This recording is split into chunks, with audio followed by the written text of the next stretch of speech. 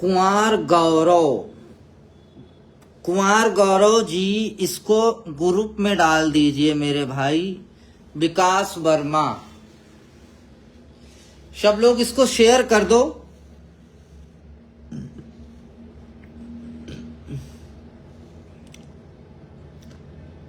नमस्कार भैया, नमस्कार। कुमार यादव, कुमार गौरव, जय श्री राम भाई, जय जय सिया राम।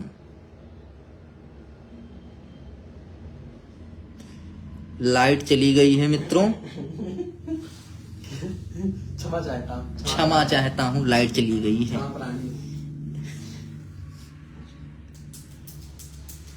लाइट चली गई है भाई लोगों। तो आवाज, कोई लोग कमेंट कर दो, आवाज आ रही है? हाँ कुमार गौरव भाई, नई भर्ती आ रही, बिल्कुल सही न्यूज है, बिल्कुल सही बात है, नई भर्ती 100% आ रही है। चलिए खैर शुरू करते हैं। सभी साथियों को नमस्कार।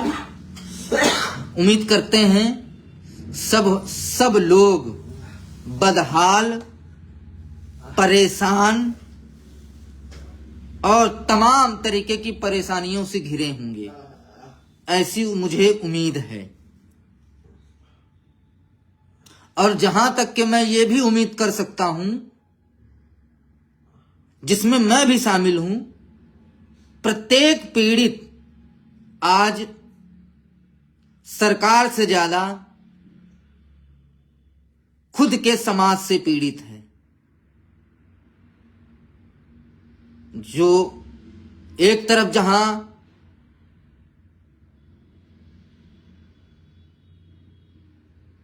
सरकार धर्म की ठेकेदार बनती है, वहीं दूसरी तरफ हमारी भर्ती की लड़ाई लड़ने वाले लोग बीएड के ठेकेदार बनकर के निकल के आए हैं, ओबीसी के ठेकेदार बनकर के आए हैं। और आप जानते ही हैं कि ठेकेदार हमेशा किस तरीके का काम करता है। ऑब्वियस सी बात है, आप यदि कोई भी काम ठेकेदारी पर दे दीजिए, चाहे वो कंस्ट्रक्शन का हो, कोई भी काम हो, तो आप जानते हैं कि उसकी क्वालिटी और उसकी क्वांटिटी दोनों में किस तरीके का वो होता है। खैर ये सब छोड़ो। जहां एक तरफ अभी गगन भाई अभी सवाल लेंगे, थोड़ी सी बात कर लें। जहां एक तरफ हमारा मामला 7 जनवरी को लगना था, उसके लिए हम लोगों ने अपने एडवोकेट से बात की थी। तो उन्होंने कहा कि 2 तारीख को जिस दिन कोर्ट खुल रही है, 3 तारीख को आप अर्जेंसी एप्लीकेशन फाइल कर दीजिए और एक मेल आप सीजे साहब को कर दीजिए अर्जेंसी को लेकर के। और जिस दिन आपकी जज साहब के चैम्बर में अर्जेंसी लगेगी, आपकी यदि अर्जेंसी स्वीकार हो जाएगी, जो कि ऑब्वियस सी बात है, स्वीकार हो गई है अभी तक, क्योंकि 3 बार हम लोगों ने डाली थी, इस बार भी स्वीकार हो जाती। तो कालरा साहब का यह कहना था कि इस बार जब अर्जेंसी आपकी लगे तो उस पर एक अच्छा सीनियर उतार करके कम से कम अपने केस को जज साहब के सामने, केस की गंभीरता,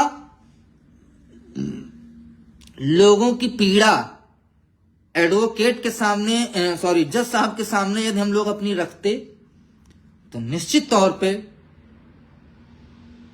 जज साहब हमारी बातों से कहीं ना कहीं थोड़ा सा तो सेटिस्फाई होते।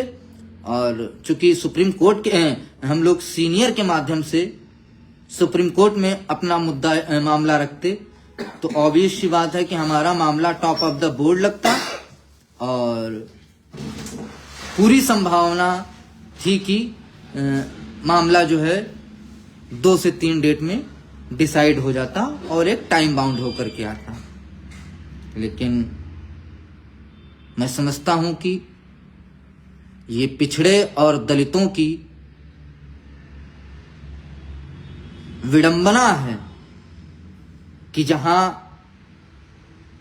एक तरफ ये सरकार पिछड़े दलितों का हक मार रही है, वहीं दूसरी तरफ इसी भर्ती के कुछ अपने ही पिछड़े दलित लूट करके अपने लोगों को ही हक मारी, अपने लोगों से उन्हीं की हक मारी करके उन्हीं को बर्बाद कर दिए। मामला 11 फरवरी 2025 को लगा हुआ है, लेकिन सुनवाई के चांस माइनस में 100% हैं। मामला 11 फरवरी को लगा हुआ है और उस दिन भी सुनवाई के चांसेस जो हैं माइनस में 100% हैं। चूंकि आज हम लोगों की अपने जूनियर से बात हुई तो उन्होंने बोला कि कोई मतलब नहीं है, जब तक आप सीनियर से मेंशन नहीं कराएंगे तो केस तो ट्रैक पे रहेगा। उनका ये कहना था कि यदि आप जूनियर से कराएंगे तो आपका केस तो ट्रैक पे रहेगा, जो मामला इस तरीके से अनलिस्टेड हुआ है वो लिस्ट में तो रहेगा, लेकिन उस पर बहस नहीं हो पाएगी। तो उनका कहना था कि अब 11 के बाद डायरेक्ट मामला आपका जो है अप्रैल में लगेगा, क्योंकि जब से नए सीजीए साहब बने हैं, जब से नए सीजी साहब आए हैं, तो इन्होंने एक कोर्ट में प्रत्येक कोर्ट को एक प्रावधान दिया है या नियम बना दिया है कि जो भी महत्वपूर्ण और लंबित मामले हैं उन पर विशेष ध्यान देकर के उन मामलों को पहले सुना जाए, फिर जो आंशिक गंभीर मामले हैं फिर उनको सुना जाए, देन उसके बाद ऐसे मामले हों जो सालों साल पेंडिंग पड़े हों और जिनके ना तो कोई पैरोकार हों और ना ही कोई एडवोकेट हो उनके, यदि कोई आता है और उस केस को लगवाता है तब उनको सुना जाए। क्योंकि यदि हम अपने केस की बात करें तो मैं आप सभी को अवगत कराता चलूं कि जिस दिन पहली डेट लगी हुई थी, यानी सुप्रीम कोर्ट में जिस दिन स्टे जुल्फी टीम ने लिया है, आयोग टीम ने लिया था स्टे, केवल उसी दिन हमारी सुनवाई हुई थी। उसके बाद जो है स्लो कर दो, उसके बाद फिर जो है हमारा मामला कभी नहीं सुना गया। तो चूंकि जो नई बेंच आई है सीजे साहब की, उनका कहना है कि जो महत्वपूर्ण अति महत्वपूर्ण केसेस हैं, जो वकील के द्वारा एप्लीकेशन के माध्यम से मेंशन कराए जाते हैं, सीनियर एडवोकेट आकर के उस केस को मेंशन कराता है, उस पर अर्लियर डेट लेता है। यदि कोई ऐसा केस आता है, वो सीनियर एडवोकेट अपने केस की गंभीरता को बताता है, तो पहले उनको तवज्जो दी जाए, उनको टॉप ऑफ द बोर्ड रखा जाए और उनको सुना जाए। लेकिन ये हमारी आपकी विडंबना है कि पहली डेट पर जब जुल्फी और आयोग की टीम ने स्टे लिया, उसके बाद कभी भी हमारा कोई भी एडवोकेट कोर्ट में नहीं पहुंचा, केवल कालरा गए हैं, वो भी जूनियर के तौर पे। तो इस वजह से हमारा मामला उस कैटेगरी में चला गया है जहां पर केवल पीड़ित हैं, बाकी न हमारे पास वकील है न हमारे पास दलील है। तो जब ना तो हमारे पास वकील है और न हमारे पास दलील है, तो आपका मैटर कोई कैसे सुन लेगा? क्या आप खुद स्वयं बहस करने जाओगे कोर्ट में? नहीं जा पाओगे भाई। हम अपनी बात अपने वकील के माध्यम से रखवा सकते हैं, लेकिन ना तो हमारे पास वकील है और ना ही हमारे पास दलील है। अब भाई आप उसी तरीके से समझ लीजिए, बिल्कुल यदि आप किसी भी पेशेंट को हॉस्पिटल में एडमिट कराते हैं और एडमिट करा करके वहां से चुपचाप चले आते हैं, तो यदि थोड़ा बहुत भी जो अस्पताल का स्टाफ है, यदि उसके अंदर मानवता होगी, थोड़ा भी संवेदनशील होगा, तो उस मरीज की वो इतना ही इलाज करेगा कि वो तड़पे ना और मरे ना। बाकी बीमारी पर वो ध्यान नहीं देगा, क्योंकि वो कौन इतना है जो भाई फ्री पैसा लगाएगा किसी के लिए। लेकिन दूसरी तरफ यदि कोई पेशेंट पीड़ित है और यदि उसकी ढंग से पैरवी की जाए, यानी कि जो पैसा लगे, डॉक्टर को पैसा दिया जाए कि आप इसकी बीमारी को दूर करिए, तो चाहे उस हॉस्पिटल को दिल्ली से नहीं अमेरिका से डॉक्टर मंगवाने पड़े, वो मंगवा करके आपका जो भी पीड़ित व्यक्ति है उसकी बहुत अच्छे से चिकित्सा करेगा, उसकी देखरेख करेगा और जल्द ही आपका पेशेंट ठीक होकर के घर आ जाएगा। सेम कंडीशन वही हमारे यहां लागू होती है। यदि हमारे पास अच्छे वकील होंगे, अच्छे से बहस करेंगे, जबरदस्त पैरवी करेंगे, तो निश्चित तौर पे जज आज नहीं तो कल सुनेंगे, और सुनेंगे तो फाइनल होगा, और फाइनल होगा तो हम जीतेंगे। अब जैसा कि जुल्फी टीम और आयोग की टीम कहती है कि हमने पैरवी का ठेका नहीं ले रखा था, केवल हम जिस दिन फाइनल डेट लगेगी उस दिन हम एक दिन अपना एक एडवोकेट कोई भी लेकर के जाएंगे, और बाकी जो लोगों ने पैसा दिया है वो याची बनने के लिए दिया था, तो हम याची बना दिए हैं। तो जब यही बात आयोग की टीम हो या जुल्फी टीम हो, यदि आपको यही बात करनी थी, तो आप, मुझे लगता है कि याची को कोर्ट में पहुंचाने के लिए बहुत ज्यादा खर्च आएगा, 300 350 रुपए, फिर आपने 2500 रुपए क्यों लिए? तब तो दिन भर में 4 बार लाइव आते थे।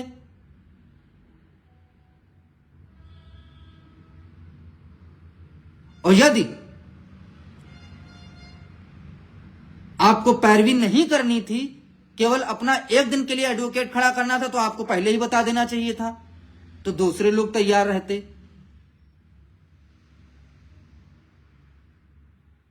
पैरवी करने का मतलब क्या होता है बताएं मुझे कोई भाई, पैरवी करने का मतलब क्या होता है? कोई मुझे इतना समझा दे। पैरवी का मतलब होता है ड्राफ्टिंग से लेके कोर्ट का ऑर्डर जब तक आपके पक्ष में नहीं आ जाता है, तब तक के इस कोर्ट के अंदर आपके केस में जो भी गतिविधियां होंगी, वो प्रत्येक पैरवीकर्ता की और उसके एडवोकेट की जिम्मेदारी होगी कि उसको वो कैसे केस को ट्रैक पे रखे, कैसे अर्जेंसी फाइल करे, कैसे वो केस को सुनने के लिए जज के सामने बात रखे। सारी जिम्मेदारी उसकी होती, इसीलिए वकील कोर्ट में होते हैं। यदि अर्जेंसी और इन सब चीजों के लिए वकील की जरूरत ना हो, तो एक आम आदमी जाकर के जज साहब के यहां खड़ा हो जाए। अब तुम कहते हो कि सीनियर एडवोकेट अर्जेंसी के लिए नहीं जाते हैं, तुमको क्या ही बताया, बेशर्म तो तुम हो ही जुल्फी, तुमको इतना मारे थे फिर भी तुम्हें शर्म नहीं आती है। अब दूसरी बात आती है, ठीक है हम लोगों ने प्रयास किया, 3 बार अर्जेंसी फाइल की, मामला सुना भी गया, लेकिन हर बार ढाक के 3 पात। लड़कों ने सहयोग नहीं किया, हम सीनियर नहीं ले जा पाए, आयोग की टीम, जुल्फी टीम के पास भर भर के पैसा था, लेकिन आपस में बंदर बांट की वजह से एक दिन भी वकील लेकर के नहीं गए। परिणाम आज पूरा 6800 परिवार भुगत रहा है और आगे भी भुगतेगा। ये भी तय है। तत्पश्चात कुछ लोगों ने कहा कि रंजीत के अकाउंट में फला फला दिक्कतें हैं, जाकिर जो है करोड़ों रुपए का घोटाला कर दिए हैं, इसलिए हम अपना अकाउंट लेकर के आएंगे। वो लोग अपना अकाउंट लेकर के आए तो उन्हीं में सहयोग कर दो। कोई नहीं कर रहा। आज मैं आपको बताता चलूं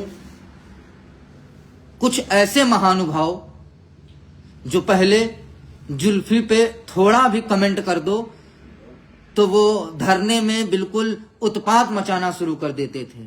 जैसे कि रीता शेखर दीदी, रमा दीदी, रीना यादव, सुमन बघेल,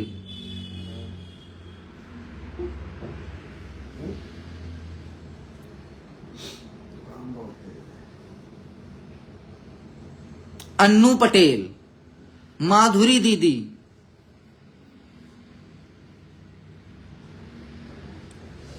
भोलानाथ अंबेडकर, अमरीश पुरी, वीर्य, कोई आशुतोष पटेल हैं, गंगा यमुना सरस्वती,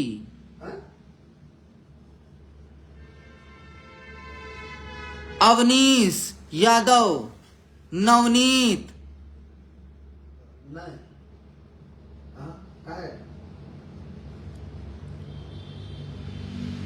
तो कहाँ देना कहाँ है? भेड़ बहादुर, तो उनके तेरह करा देते ना। तमाम पता नहीं कौन कौन लोग थे, राम दयाल, मयंक यादव, संदीप यादव, आज पता नहीं कहाँ है। तो कहाँ गए तो जाना है,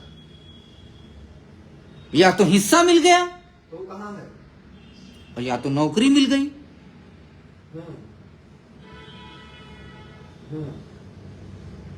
दो चीजें हो सकती हैं। तो एडिट करवाना है ना थोड़ा। अब जो ये कहते हैं कि अब मेरा इस भर्ती से कोई मोह माया नहीं रहा, तो जब मोह माया नहीं रहा तो तुम लोगों ने पैसा क्यों तसिलवाया उसको? आज जुल्फी एंड तमाम लोग जितने लोग थे सब तो तुम अपना अपना तैयारी कर रहे हो आराम से टीजीटी पीजीटी की। बाकी लोग जो ओवर एज हो चुके हैं या जो अब उस स्थिति में नहीं है कि वो तैयारी कर पाए, उनकी आर्थिक स्थिति नहीं है, वो क्या करें बताओ? सुनो, भेड़ बहादुरा जैसे लोग जिनकी उम्र तकरीबन 52-53 साल हो गई है, वो अब भर्ती निकाल पाएंगे? लेकिन पैसा तो लुटवा दिए, चले गए। ठीक, तुरंत सेकंड कर देंगे, बता दो। ठीक, हाँ जाओ। बर्बाद तो करा ही दिया तुम लोगों ने। ऐसा नहीं है, मैं बता दूं, जिस व्यक्ति ने इस जुल्फी का साथ दिया है वो प्रत्येक व्यक्ति इस भर्ती में नासूर का काम किया। डबल बेंच में सबसे ज्यादा यदि किसी ने बर्बाद कराया तो वो था मैं स्वयं रंजीत यादव। मैंने स्वयं इनका सहयोग कराया। मुझे लगा कि यार नौकरी के लिए ठीक है यार, करा दे सहयोग, वकील लेकर के आए। लेकिन वही है ना कि कुत्ते की पूंछ कभी सीधी नहीं हो सकती। तो ऐसा नहीं है, जितने लोगों ने इनका 1 रुपए भी सहयोग किया या करवाया, प्रत्येक व्यक्ति वो अपनी नौकरी खोने का और इस केस को बर्बाद करने का वो प्रत्येक व्यक्ति जिम्मेदार है। उसमें मैं भी शामिल हूं। ऐसा नहीं कि मैं दूध का धुला हूं, लेकिन समय रहते मैं समझ गया, लेकिन लोग नहीं समझ पाए। हाँ, निन्नू जैसे लोग हैं जो आज बिल्कुल पता नहीं कहां चले गए हैं। शायद उनको नौकरी नहीं चाहिए, या हो सकता कहीं अनिल अंबानी के यहाँ जो है किसी कंपनी में जो है सीईओ बन गए होंगे, कुछ तो करते ही होंगे। या उनको लगता है कि जहां 8 साल 8 महीने हो गए बीएड सुरक्षित है, इसी तरीके से लंबा खींचेंगे तो 8 साल में तो बीएड सुरक्षित ही रहेगा ना, तब देख लेंगे। लेकिन दोस्तों मैं आपको बता दूं, जब तक ये दलाल, मक्कार, बेशरम, बेहया इस भर्ती की पैरवी करते रहेंगे, तब तक कि आप नौकरी के सपने भूल जाओ। उस पर मैं अंत में चर्चा करूंगा। उदाहरण के लिए मैं बताऊं, 12,460 की पैरवी अवनीश यादव जैसे महान लुटेरे लोग करते थे। भर्ती 6 साल फंसी रही। जब प्रत्येक लड़का बारंबार परेशान हो गया, तब जाकर के एक लड़का पश्चिम का था, अंकुल मेहरोल, जब वो आगे आया और मात्र 2 महीने में डबल बेंच से और 15 दिन में सुप्रीम कोर्ट से फाइनल करा करके आज उन सबको 1 साल होने वाला है स्कूल को ज्वाइन किए हुए। तो कहीं ना कहीं कुछ तो हमें भी करना ही पड़ेगा। अब बात आती है दूसरी कि हम करें तो क्या करें।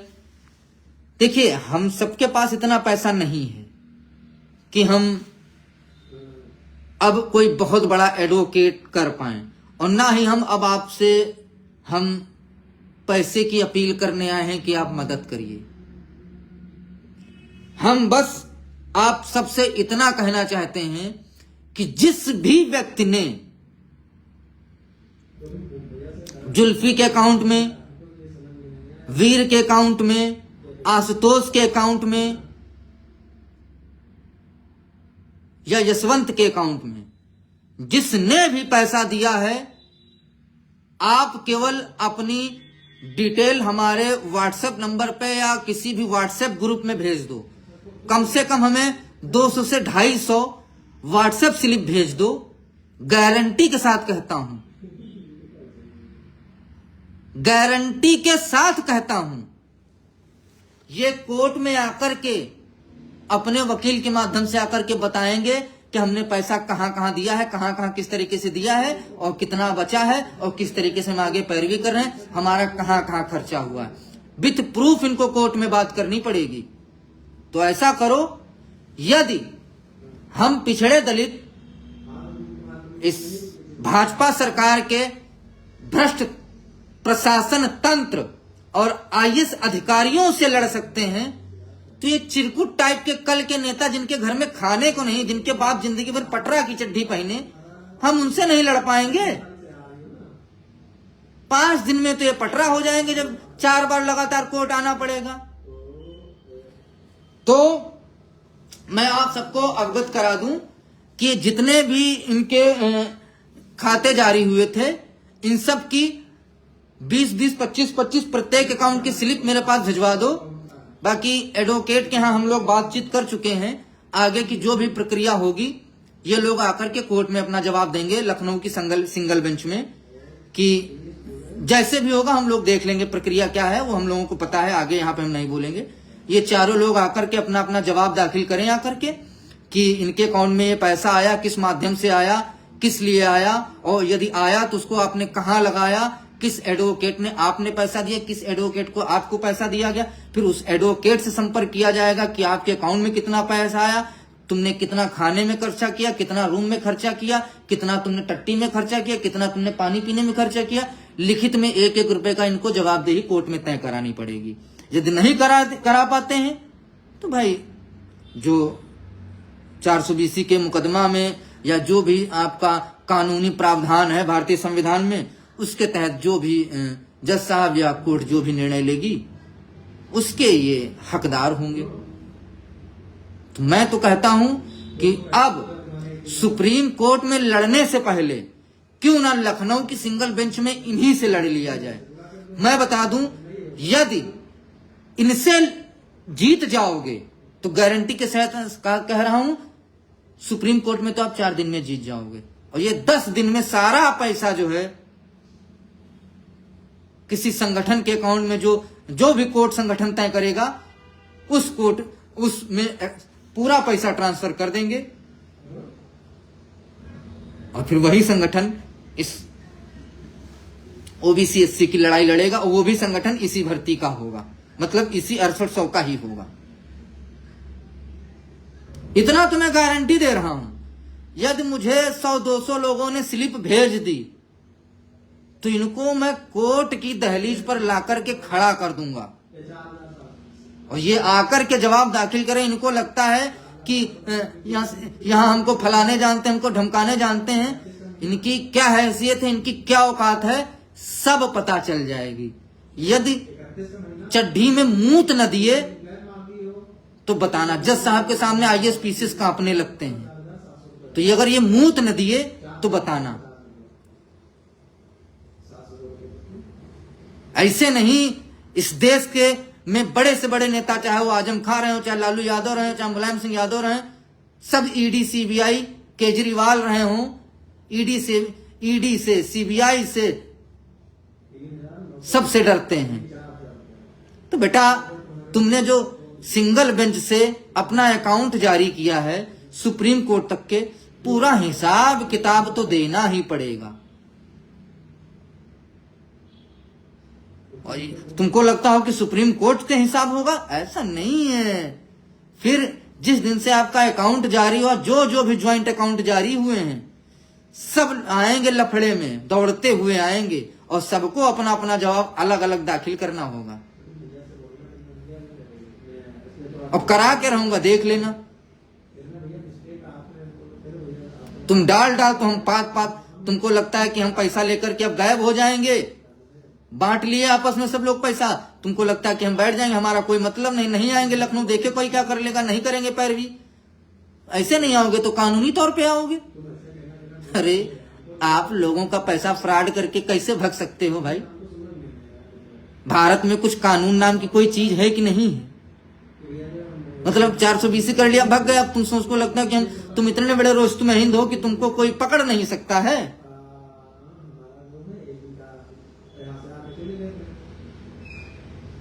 पहले ही संबंध में दौड़ते हुए भागते हुए आओगे कोर्ट। तैयार रहना, आप कोर्ट में मिलेंगे सबसे। हमको नहीं आना होगा कभी भी कोर्ट, हम नहीं आएंगे। एक मिनट रुको, हम कभी नहीं आएंगे कोर्ट।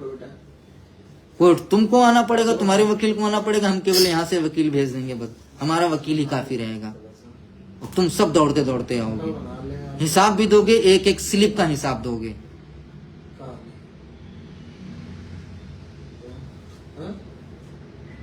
एक एक चीज का हिसाब दोगे। यदि टट्टी गए होगे तो टॉयलेट में जो पैसा यूज किए होगे उसका भी हिसाब तुमको देना पड़ेगा और तुम्हारे एडवोकेट को भी हिसाब देना पड़ेगा। मिलते हैं, बहुत बहुत धन्यवाद।